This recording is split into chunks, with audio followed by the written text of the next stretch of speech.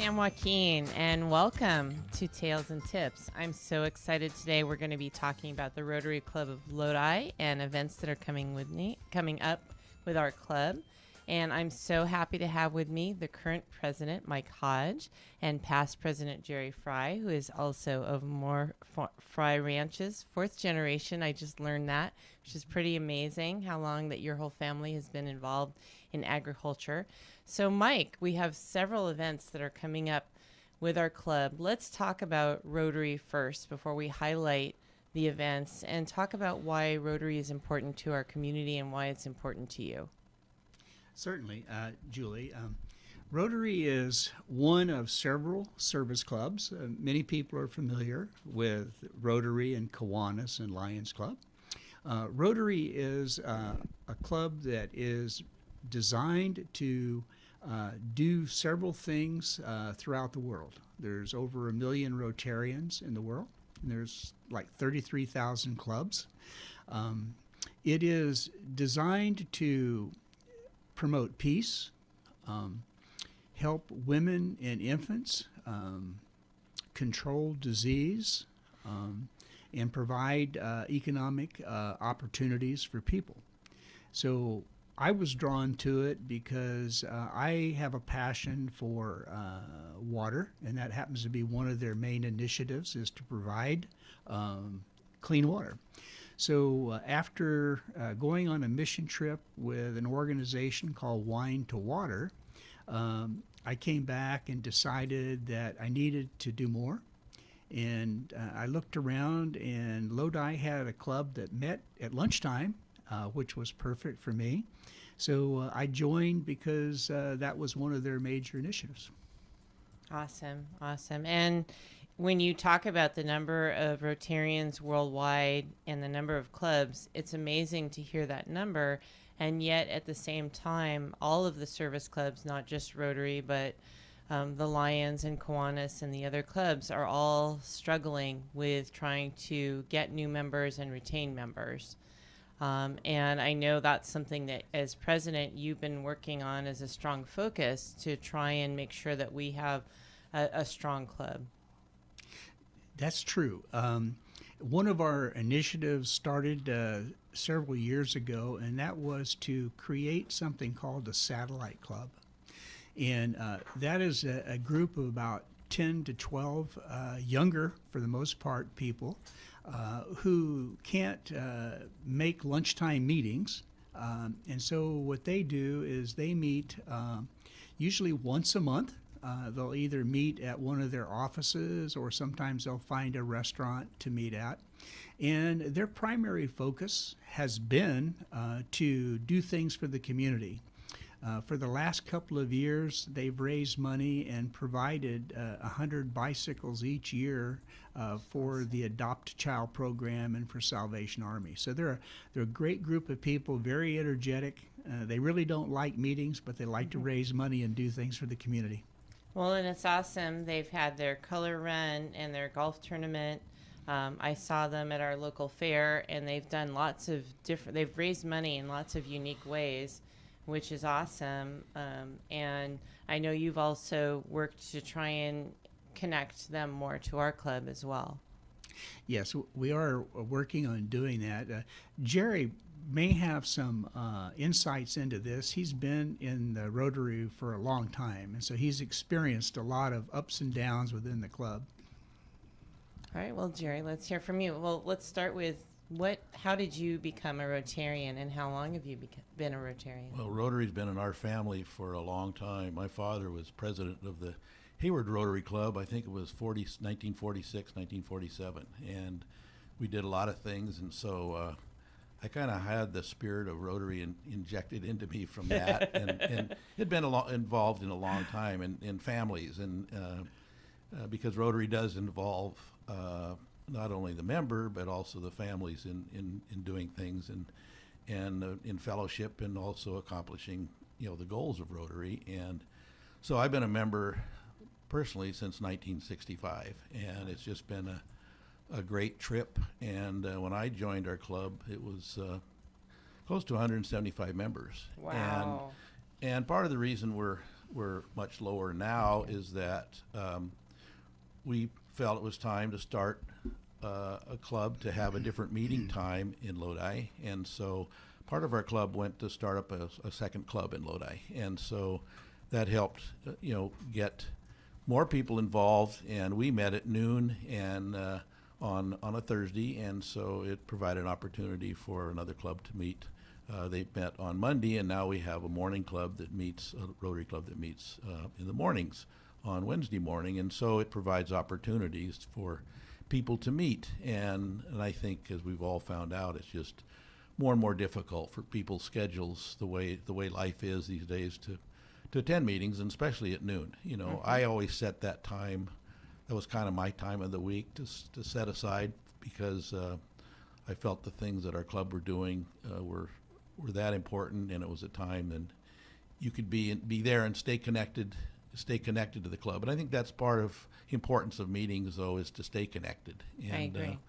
And so one of the things also that Rotary has offered is making up meetings, and locally and internationally. And when you walk in any club around the world, as Mike said, there's about 35,000 something clubs around the world, and I've been fortunate to make up in many of them, and including Moscow.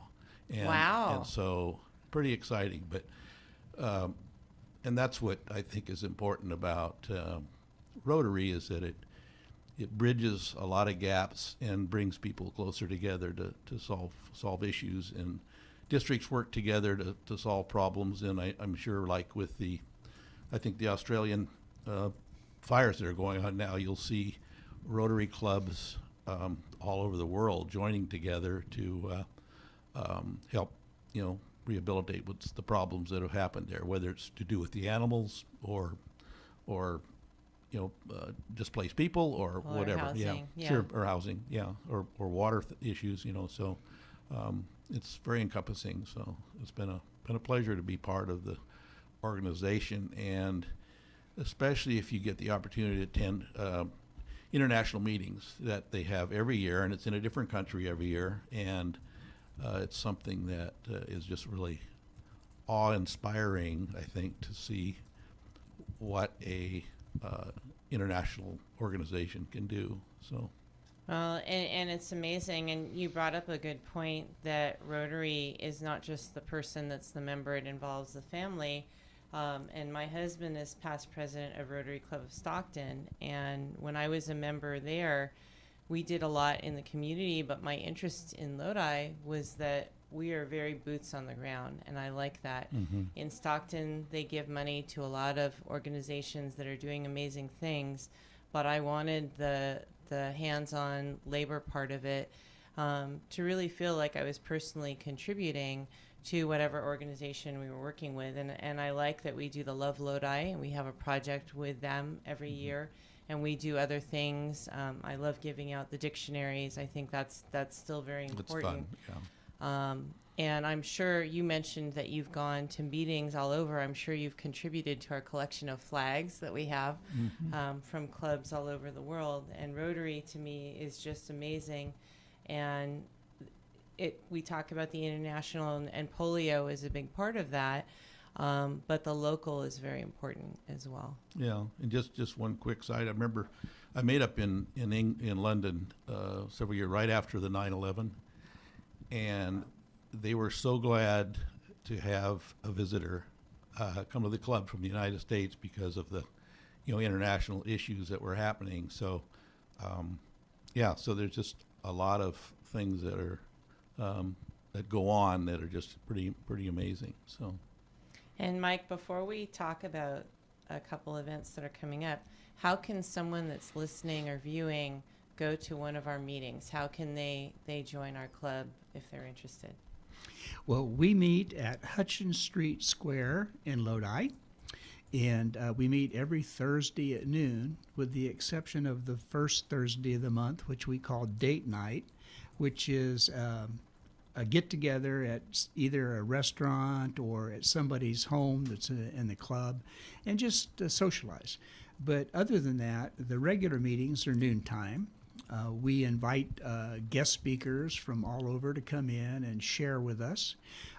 But as far as joining the club, literally all they have to do is show up at the door and introduce themselves, and one of our members will be hospitable enough to help them find a seat at a table and introduce them to everybody and buy their lunch. And so it's very easy. It's just a matter of showing up. But the formal joining of the club actually requires that they have somebody in the club, I don't want to call it a sponsor, but somebody in the club to more or less help them through the process of joining. So there's an application that they have to complete. And the club does have a due structure. Our club is $150 for every 6 months.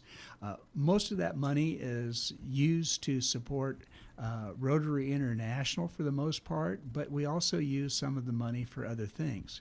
I wanted to mention a couple of things too, Julie. I'll come back to that question. Jerry mentioned that there was a big disaster, for example, in Australia. We're part of District 5220, which spans from Galt down to Merced and pretty much encompasses all of the Central Valley. And there's probably about 50 some odd clubs in there. The district has what we call a disaster relief fund, and we support that fund every year. This year we provided $1,000 to the fund for it to use to support tragedies wherever they might be. The other thing I wanted to mention is that there's an organization called Charity Navigator, and what they do is they monitor nonprofits as to how effective they are with the use of the money they get. And it turns out that the highest score you can get is 100%, which happens to be the score that Rotary has, because almost every penny that comes into Rotary goes to support some organization, a charity, a local community, could be used internationally. So Rotary is a truly effective and giving organization, and it's built around 4 principles, which I think are the backbone of the organization. We ask ourselves 4 questions. Is it fair? Is it the truth? Is it beneficial to everybody? And will it create and promote goodwill?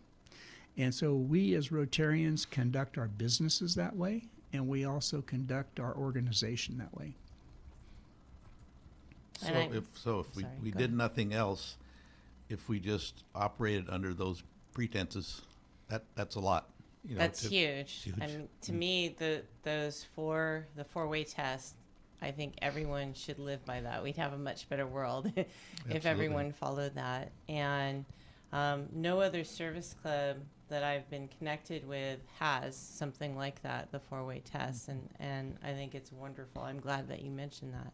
Getting back to this discussion about these international donations, that the other thing is that it's always a concern when you donate money for something, and just say the Australian thing, but our disaster relief fund, for example, and those monies will go through and they'll be guided by another Rotary club in the particular area where there is the issue and where the money goes, and that's what helps so much. So you're really comfortable at where your donations are going. So I think that's a good point, and a lot of people want to help, but they're not sure a way that they can help where the money will get to where it's supposed to be.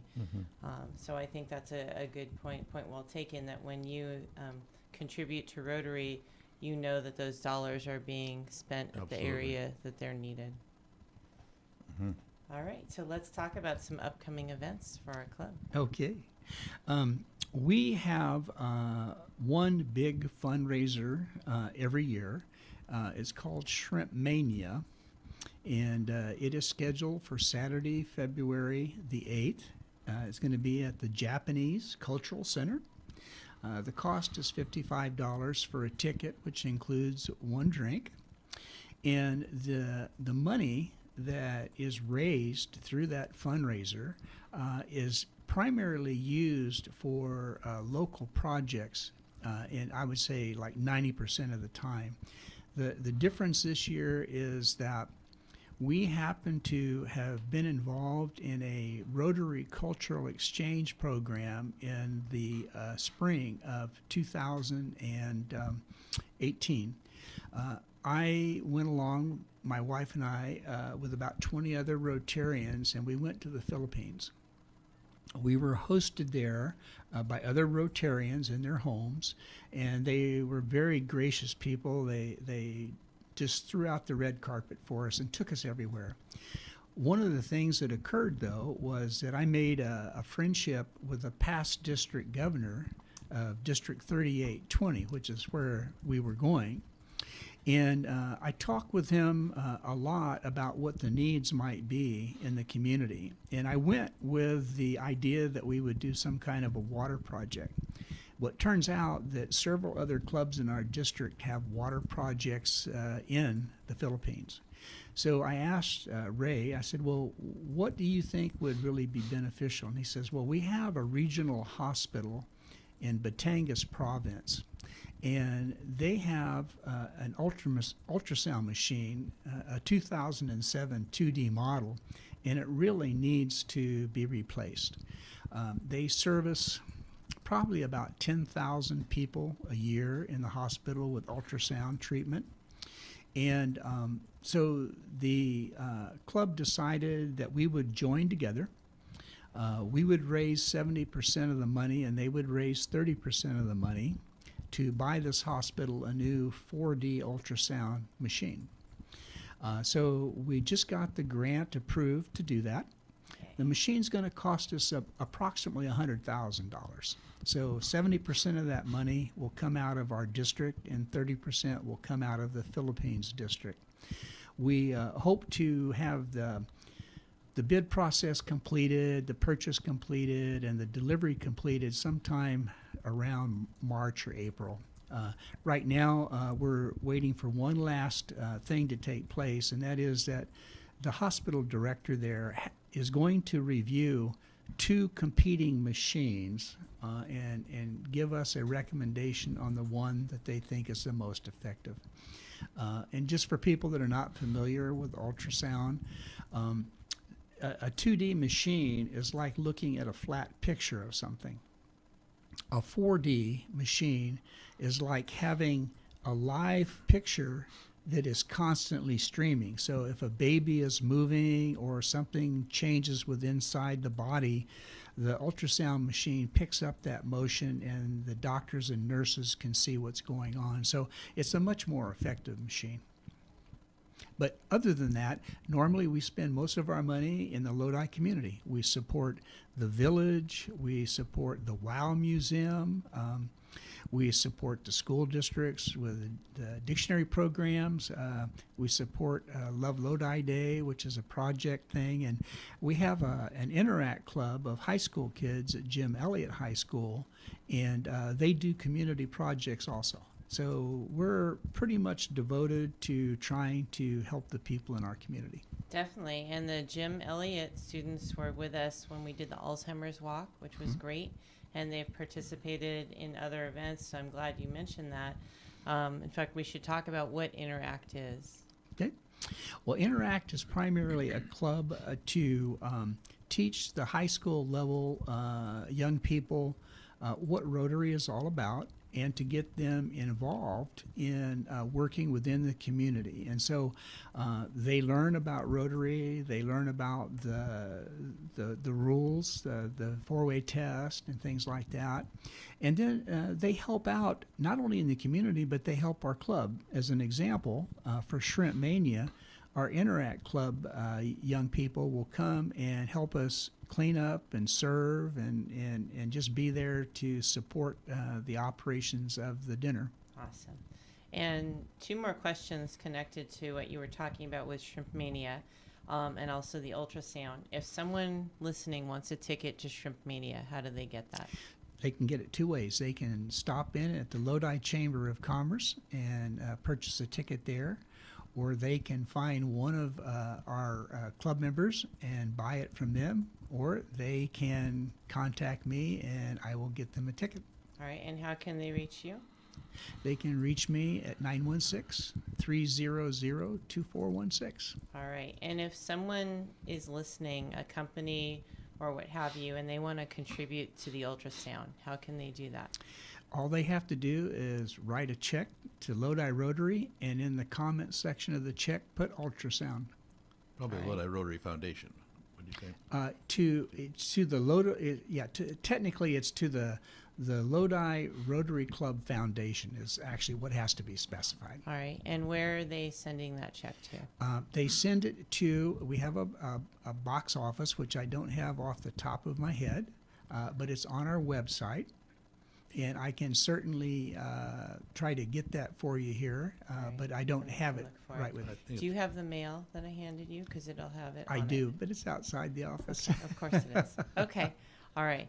So I want to come back to Jerry. I know you talked about that Rotary is a generational thing in your family, but I want to know what inspired you to become a president in Rotary, and if you could share like a favorite memory of being involved with Rotary. Well, I think there's lots of memories, but I think basically you were at our, when I joined, I was asked to join and was really felt privileged to be asked. And I think one of the greatest things in Rotary is being associated with a lot of different people in the community, and in a real diversity of people in not only in business but in walks of life, and also with women involved in Rotary now, which wasn't the case years and years ago, but it is now. And but just being involved, and you serve on committees, and we've got lots of committees in the club for either youth, or it's community projects, or it's international service, and we've got all these avenues of service that Rotary has, the way we serve. And so you get involved in these things, and then you go to district meetings, and then you go to an international convention, and you get hooked. And it's just one of those things that happens, and you serve, and then somebody comes along and says, we'd like to ask you to be president. And you say, well, I just don't have time, but right, Mike? but you really enjoy what you're doing, and you like what Rotary is doing, as you would in other organizations too. And so you step in and take your turn, and it's just really fulfilling. And you think you know something about what Rotary does when you're just a member and being involved, but when you're president and you just begin reading a lot more things and paying a little more attention to what's going on in the world, and the connection that there is between local clubs and internationally, it's you really feel good about what you're doing, and you feel what you're doing is, every effort is worthwhile, and that's, you don't always feel that way with things, that you're not, so It's making a difference. it's making a difference. So anyway, it's a progression of things that happens if you work with something, and and it isn't forever. It's a lot of work, and but it's very fulfilling. So when you finish your time and you take a breather, you say, I enjoyed this, and I made a difference, I think. So. Well, and it's fun too, and we talk about making a difference, but we haven't really highlighted the camaraderie part of it. And one thing to me that will be interesting is at Shrimp Mania, there's another event that happens at Shrimp Mania, connected to the president. Do you want to talk about that? Where they roast, I guess. I don't know that will be done at Shrimp Mania this year. The club has tended to do something called a walkout on the president. And the president never knows what meeting the club's going to decide to walk out on. So it's kind of like a roast. It's sort of a way of saying, we like you, but we also want you to know that we're Rotarians too. Right. And it's right. And I think the camaraderie is a lot. I mean, you do a lot of good, but you have fun, and in the meetings, we one of the ways we raise funds too is to if someone got their name in the paper and you want to recognize people for doing things in the community, and most of Rotarians, it's not only what they're doing for the club, but what they're doing on their own in the community as it is. And it's just amazing, and Mike knows that too, about how many people are just involved in so many other things that they do. So, but it's just a lot of fun because we find people it's maybe their birthday or an anniversary, a special anniversary, or it's they bought a new car or something. But but we just have a lot of fun, and that's key to anything, is to enjoy the fellowship. Definitely. And to me, that's what makes it fun going every week and participating, because as you mentioned, everyone in the club is busy. They're doing things besides their work, and besides Rotary, there's other activities, and it's a commitment to be there. But it's fun when you're working with people that you enjoy spending time with. The other thing, just quick, is that, and I think Mike has probably found this out too, but whenever you ask a Rotarian to do something, as busy as they are, they usually will say yes and do it and take on that role of whatever they were asked to do. So, which is important. So, Julie, before I forget, I want to put out the mail address for Lodi Rotary Club. It's Post Office Box 821, and it's in Lodi. The zip code is 95240. Awesome. Actually, it's 241 because it's the box number. 821 is the box number. But the zip is 95241. 1. 95241. For box numbers, it's 1. Okay. Yes. All right. Awesome. Cool. Good. So we have that in case anyone would like to donate towards the ultrasound. Yeah. Wonderful. Jerry mentioned a couple of things, Julie, that I wanted to pick up on. Every year, the president of Rotary International picks a theme. I believe the theme last year was Make a Difference. This year, Rotary International President Daniel Maloney chose a theme called Rotary Connects the World.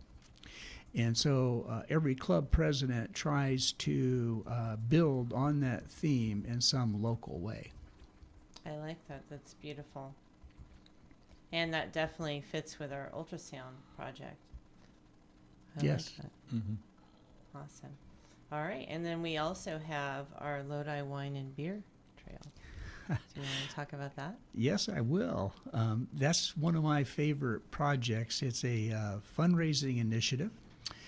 And the donor trail is actually a limited liability corporation started by 4 Rotarians.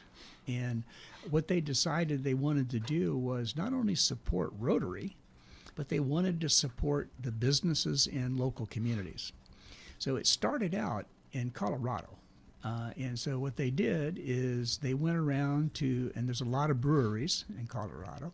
They went around to all the breweries and got the brewery owners to offer a discount to people who bought this app called the Donor Trail. And so if a person buys the app, it's on their cell phone. They go into a business organization and they show their cell phone to the organization. And so the person behind the bar sees that they have a discount available. The business offers the discount to the person, and there's a little blue button on the cell phone. And once the person touches the blue button, it redeems the discount. So it started in Colorado. Then it got picked up by Rotarians in Washington and Oregon. And when I was at the international conference in Hamburg this earlier this year, I started talking with these Rotarians, became friends with them, and I said, I'd like to start a Lodi Wine and Beer Trail. And they said, not a problem. So we did that. Right now, we probably have about 20 to 25 businesses on there. Most of them are wineries. And the wineries, many of them have different kinds of discounts. I'll just talk about the one that my winery offers, and that is a complimentary tasting for two, a $5 discount on the purchase of $5 or more, or a $5 discount on the first shipment from a wine club. But it varies from winery to winery. We have some breweries, and most of the breweries offer buy one beer and get the second one for a penny. And they do that because you can't give away alcohol free in California. We also have hotels, and we're going to be adding a bed and breakfast pretty soon. We have restaurants, Hollywood Cafe and Velvet Grill. The cost to join our trail is $25, and that actually is a tax-deductible donation to Rotary. And for that $25 donation, if they were to take advantage of all the discounts, they would save several $100s. Wonderful. And if there's a business that would like to participate and be on that trail, how can they do that? All they have to do is give me a call, 916-300-2416, and I will talk with them, find out what their discount offer is, and then I will get the information about their business and their logo and add them to the donor trail. And it's great. It's a win-win for any business because we're bringing customers to them. They're not, they're just basically giving something minor, and they can choose what that is. It's not set in stone. It can be whatever they want it to be, which is great. And it's wonderful for the traveler, someone that might not be from our area or might not be familiar, and it gives them access automatically to a lot of fun activities. Absolutely. I'm going to be marketing the program. I have written some articles. As a matter of fact, this week in the panorama section of the Lodi Sentinel was an article on our getting it started. We're going to have a kickoff party to introduce it to people. We're inviting anybody from the community to come. It's being sponsored by Peltier Winery and Hollywood Cafe. It's at 5:30 on Saturday, January the 18th. No charge. They just come, have some wine and some appetizers, and learn more about it. And during that invitational meeting we have there, we're going to give away 10 free passes to people. Awesome. And to me, it's just wonderful because it also gives us a way to support local charities as well. You mentioned several of the charities earlier that our club is connected to, and this is a way that we can give back to the community, and it's a win-win for everyone. It is, and the Lodi Wine and Beer Trail is actually limited to the Lodi appellation. So I'm not going to be seeking wineries outside the appellation. All right. And that's good to know. I'm glad you mentioned that. These wine and beer trail things can also be given by businesses to their employees or visitors or something too. So they can use it as something to, as a little perk, So as a gift card. As a gift card. As a matter of fact, we have given out for sale to Rotarians all over the pass itself. And the pass is actually a little card. I don't know if the camera can pick this up, but the card looks like this. I'm going to show it on this one. There you go. Perfect. Okay, so it looks like this, and it has a scratch-off code on the back. So they buy the card for $25, they scratch off the little cover, and they enter that code into the app on the cell phone. That then activates the card for them. So we're encouraging all of our club members to give them away as stocking stuffers and gifts to their employees and things like that.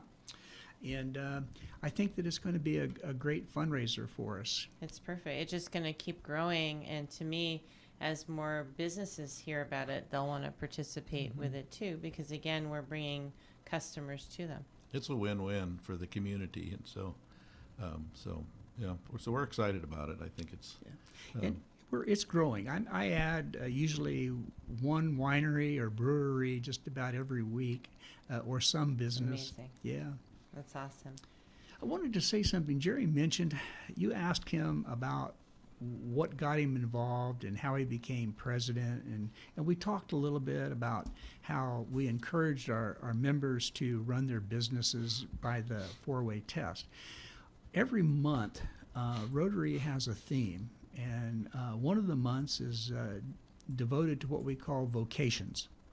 And we invite a Rotarian to come and speak about their business, or sometimes we'll actually go to their business and have our meeting there. I think about a year or so ago, Chris Littlefield, who owns Kellogg's Nursery, invited us out to visit his business, and we had lunch out there and had a great time. So we actually try to learn more about each other's businesses as we do that. And then Jerry invited us, I think it was last year, out to Mohr-Fry, and gave us an overview of what Mohr-Fry has been doing, not only business-wise, but for the community. And Jerry has been very involved in the community. There was a PBS special some time back, and Jerry, you could talk about that. I don't remember all the details, but you were interviewed on that.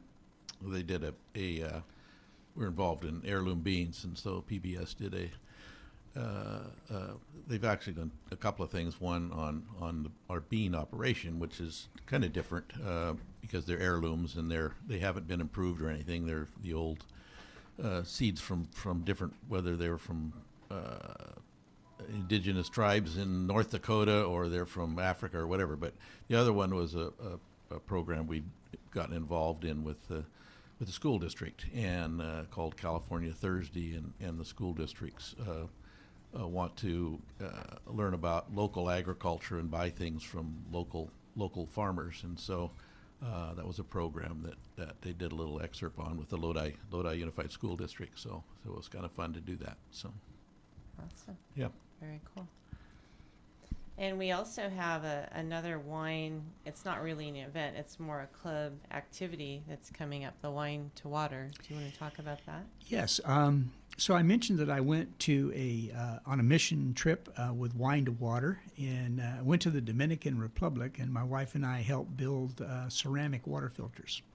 And as a result of that, we learned a lot about water purification and the need for clean water throughout the world. I became good friends with the person that conducted the training session.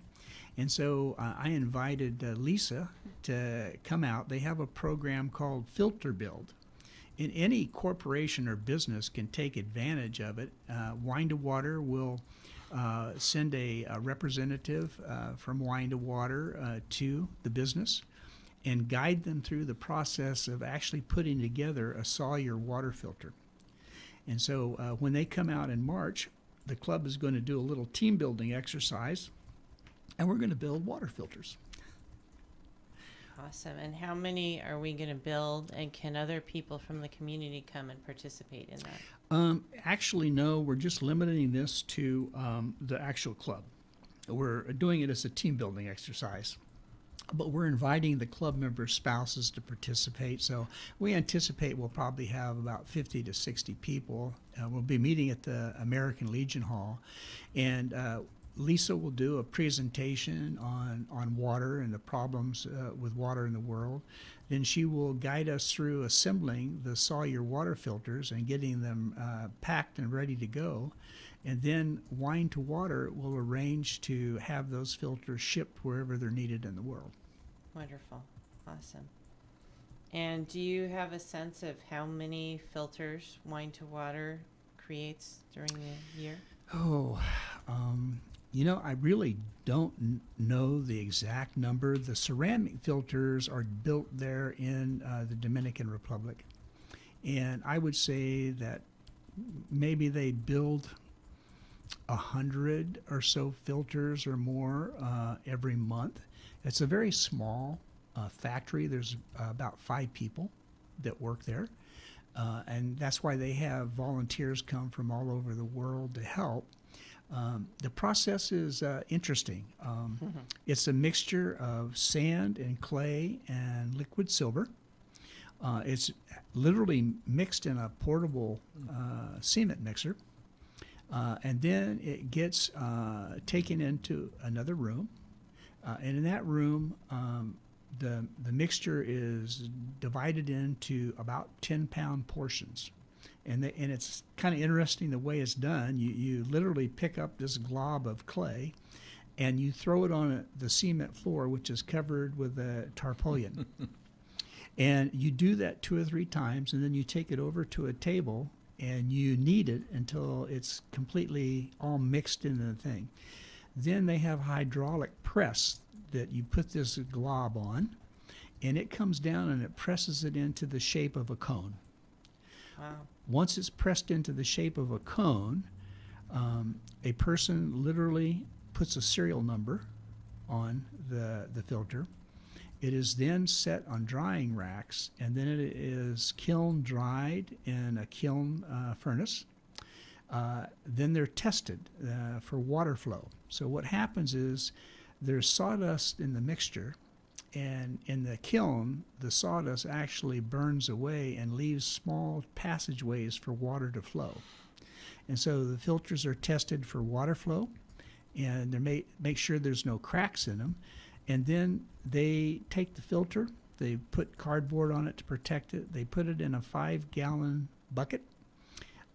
They put a little nozzle on in the mix, and when the filters are delivered, the people that get them just screw the little tap on. They're taught how to clean the filters, and they do have to be cleaned about once a month, but if they're taken care of, they will provide clean drinking water for over 10 years to that family of 4 or 5.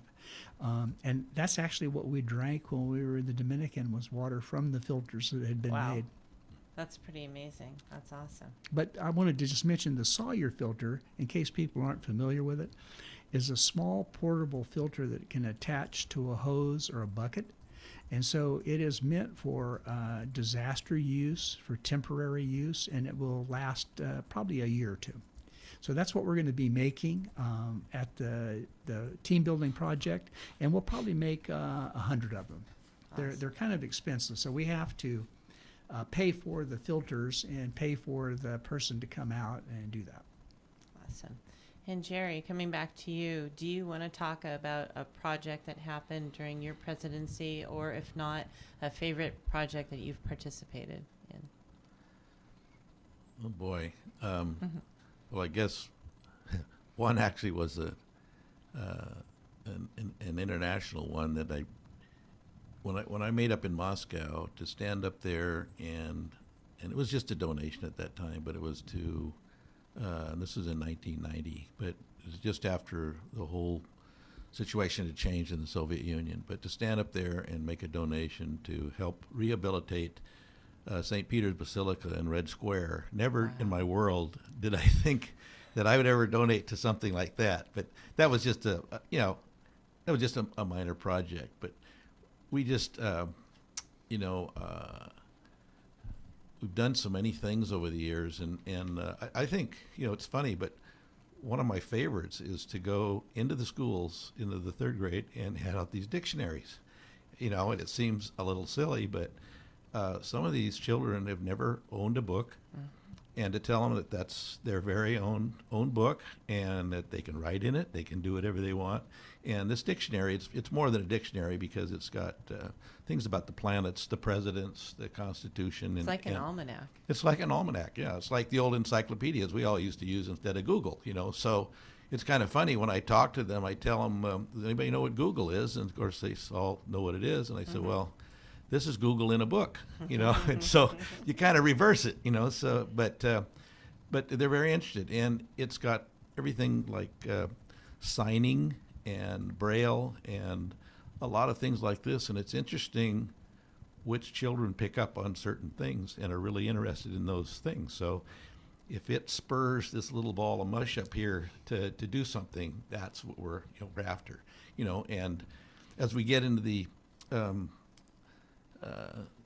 digital age, though, I'm not, if this dictionary thing will transition into something else, because it is paper, but there is still a need for that, and to have a hands-on thing. And the children still seem to just really love it. And they talk about their brother or sister having one, and it meant a lot. So that tells you that, it is having an effect, so. They're excited. I went this year, and they were all excited about it. And I'd like to think it also connects them to Rotary, and maybe in their future, Rotary will be a part of their future. Exactly. So you plant the seed about what service is, about doing something for somebody else, and you never know.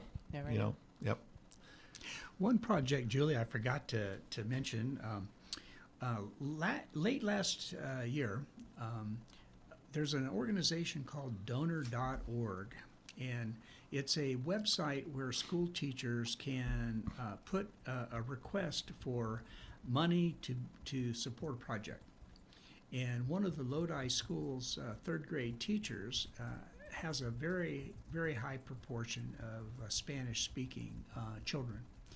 And so in order to help them learn the language better, she wanted to buy a headset so that the children could plug it into a laptop and hear the English language spoken, sort of like one of the language learning programs. So we bought some headsets for this teacher to use with her class. And so we're always on the lookout for things to do in the community to help them, and that just seemed like an easy thing to do. That's awesome. That's excellent.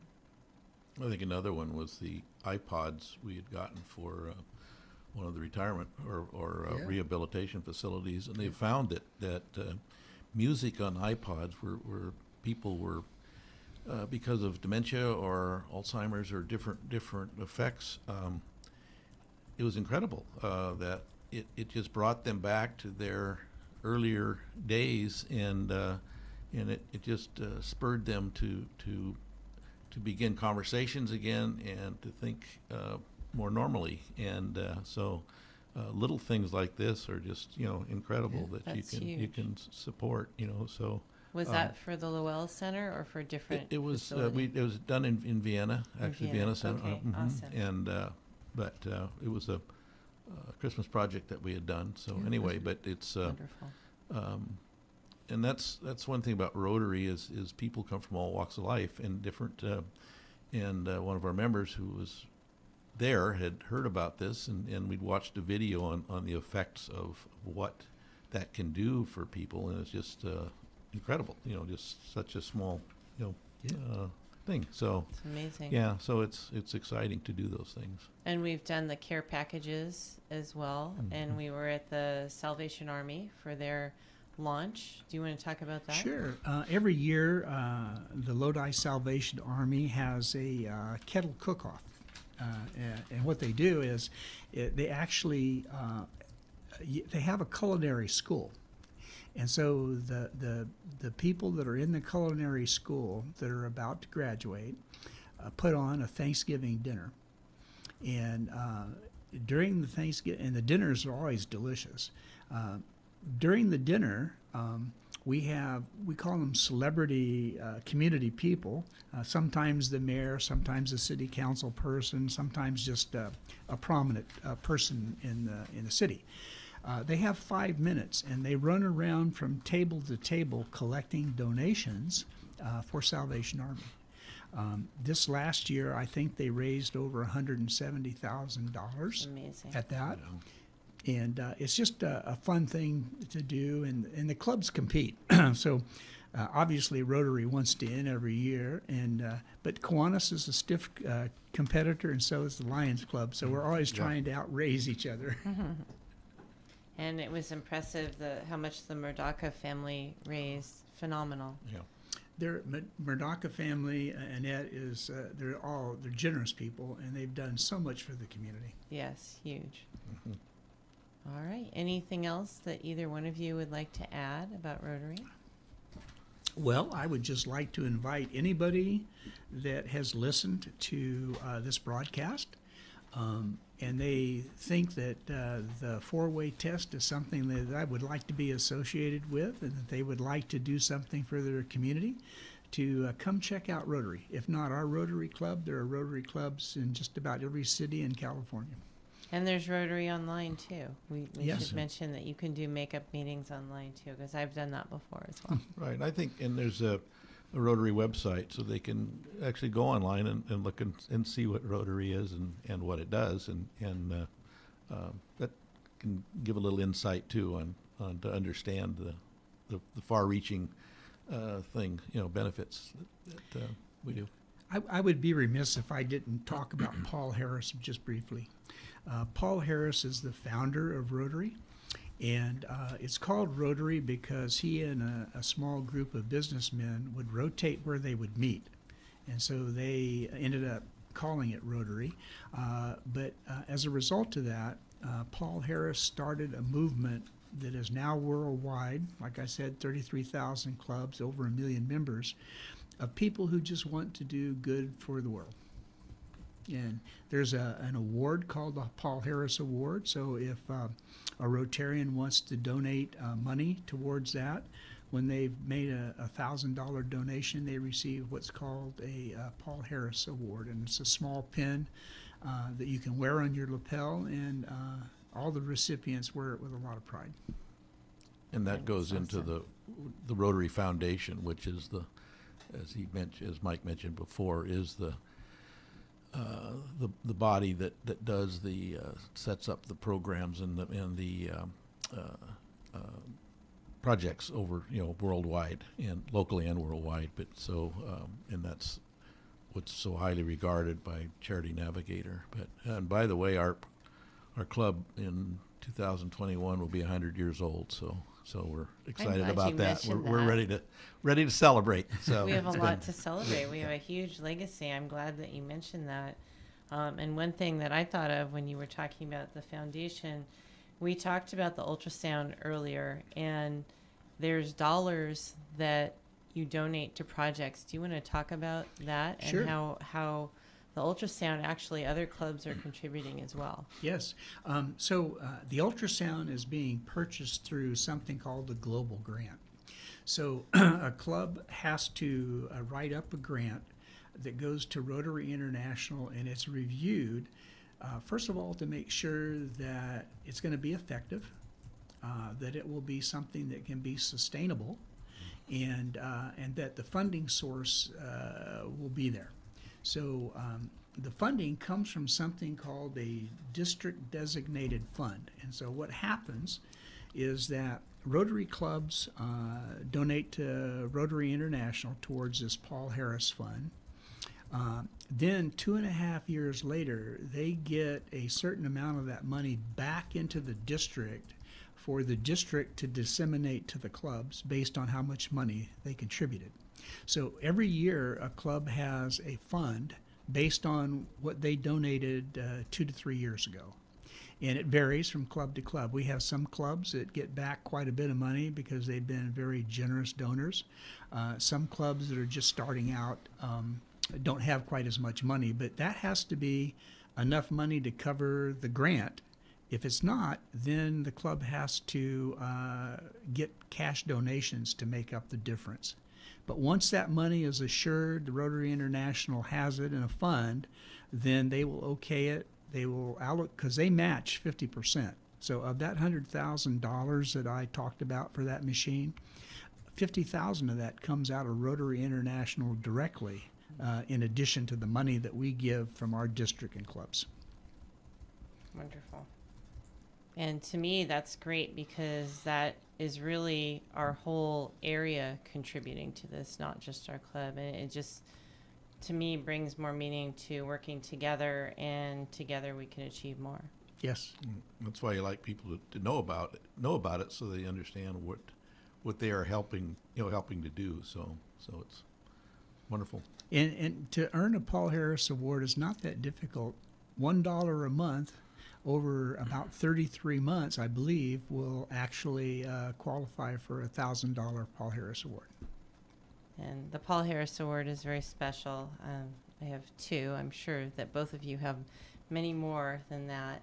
And it's amazing. Several members in our club have a huge number of Paul Harris's. Yes. And the nice thing about it is that we get points for that. The club gets points and the individual donor gets points. And when we find somebody in the community that has done a lot for the community, and they may or may not be a Rotarian, we can actually award a Paul Harris Award to them, which we did this last year to Kathy Piazza, who is the director of the village. And because of her efforts for developmentally disabled adults, we felt that it was worthwhile recognizing her. That's awesome. And we have several people that we're planning to recognize, and Yes. it's exciting. That's awesome. And our community is just phenomenal in terms of what people are doing and the amount of help and contributions. Yeah, absolutely. Absolutely. Yep. Yeah. Any final comments from either one of you? Well, my final comment would be that if you're not a Rotarian, you should be. I second that. Yes, I do too. And but be careful, because if you get involved, you're going to really get hooked, and then you might end up being president. Cute. All right, and with that, I'm going to sign off. I am the voice of San Joaquin. You are the voice of San Joaquin. We are the voice of San Joaquin. Let's make it a great day.